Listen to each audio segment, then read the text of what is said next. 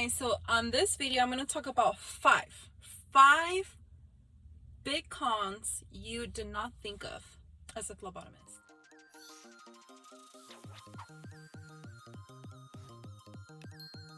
Fume. That's a big no-no. But let me tell you, if you ask me, do I still love phlebotomy? Yes. Is it still worth it? Yes. Absolutely yes. Would I do it again? Yes. Am I happy being a phlebotomist, a vampire? Yes.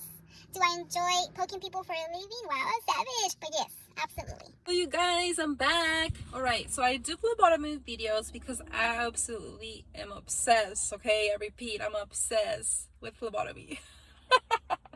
But on this video, I'm going to reveal 5 cons. I'm just gonna spill the tea, okay? That you probably did not think of, okay? Number 1, we cannot have long nails. You see how I have no nails? How sad is that? I mean, for me it's a con because I am obsessed with fake nails and long nails, especially nowadays. Oh my god, they're just so cute, and you get tempted, okay? You get tempted, and absolutely in the healthcare, it's a big no. Does that mean that everyone follows the rules? You will know for yourself. If you're a healthcare provider, you will see people with nails, okay?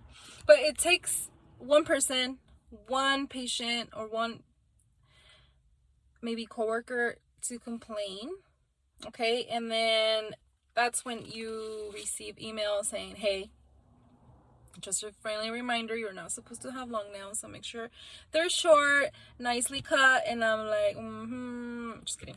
But yeah, over time, usually when that happens, everyone's really good, like no one has nails, like the fake nails, and then slowly but surely they come back with nails, you know. So does that mean that you're never able to wear nails? I would say you still can, but again, it just takes one person to complain and then you're all screwed, like everyone in the laboratory. Okay, so I want to move on to number 2. Okay, this is a con that I feel like not a lot of people think of, but it's a big con. Okay, so as a phlebotomist, you have to be very, very careful when it comes to handling specimens. But specifically when you hurt yourself, you have to take care of your hands. If you have cuts or you have a paper cut by accident, that's a huge con. And let me explain why. Number 1, every time you use hand sanitizer, of course it's going to burn. Wow.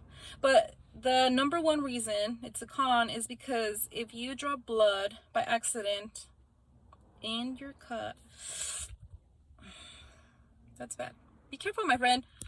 Okay, be careful. So I would say always take care of your hands, prevent any cuts.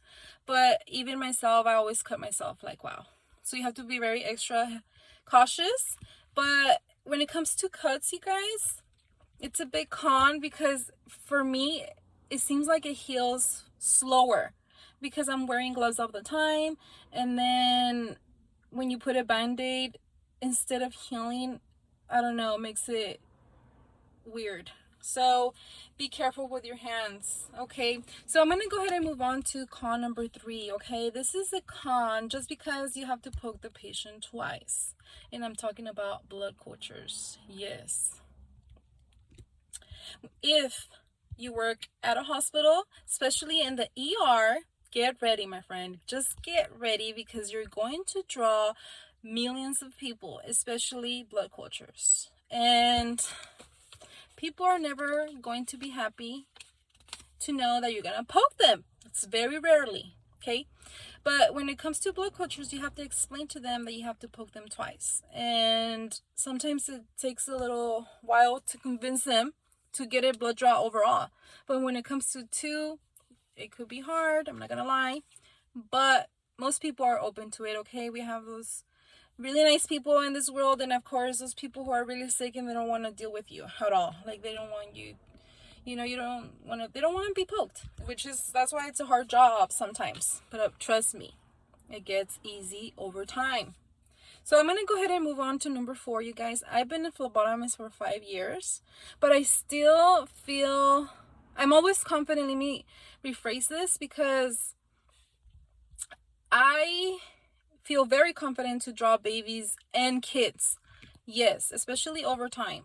But that does not mean that I prevent a rush in my heart, because that rush still comes until this day. So it's normal. So if you're new phlebotomist or an OG, you're still gonna feel like that little rush because you want to get them the first try. Okay, so that's a con, just because kids are sometimes more difficult, and it becomes very hard to draw kids, especially if the parents are there. Of course, they don't want their child to be poked a bunch of times, so it's just extra pressure on you. That's why I call it a con. But overall, you guys, if you guys do them all the time, you might fall in love with doing them. I know plenty, and I repeat, plenty of phlebotomists who love drawing babies, and I'm one of them.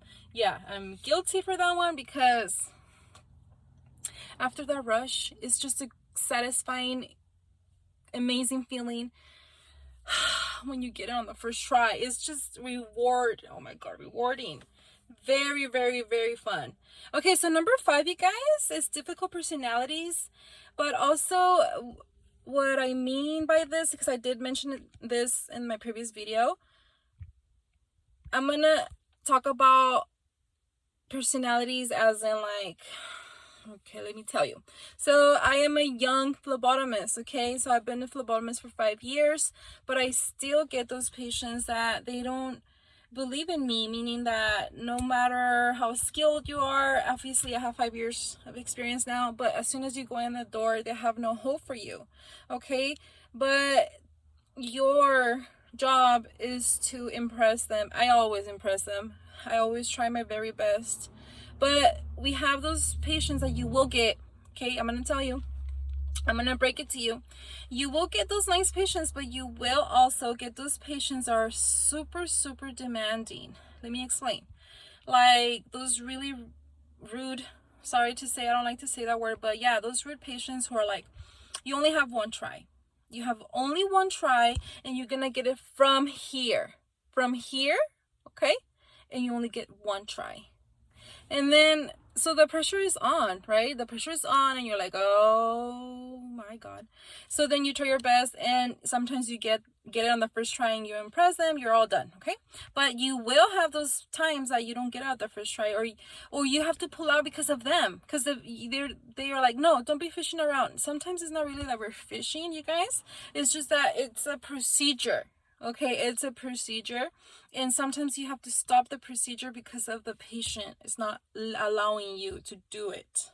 Because I want you to know that just like they could refuse, you could refuse too, in a way, but you have to have their consent, okay? So you have to make them comfortable. And no matter what you do, sometimes they are in low vibes, and they just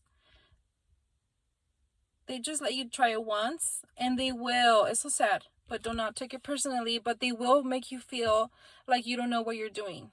Even until this day, there's certain patients that in a way make me, not that they make me feel that way, because I know I'm an expert, like I know how to draw, but they say comments like you don't know what you're doing, and it can be a little bit annoying. That's why I call it a con, because they have no faith in you. But at the end of the day, no one has to have faith in you. You have to have faith in yourself, and that's how you become successful in life and in phlebotomy, of course. So let me know what you guys think about this video. I am super happy to make more, so see you tomorrow. Bonus. I'm just kidding. You guys, this is a bonus con, is that you cannot wear any lotion either. How sad is that? Or any cologne, of course, or perfume. That's a big no. But let me tell you, if you ask me, do I still love phlebotomy? Yes. Is it still worth it? Yes. Absolutely yes.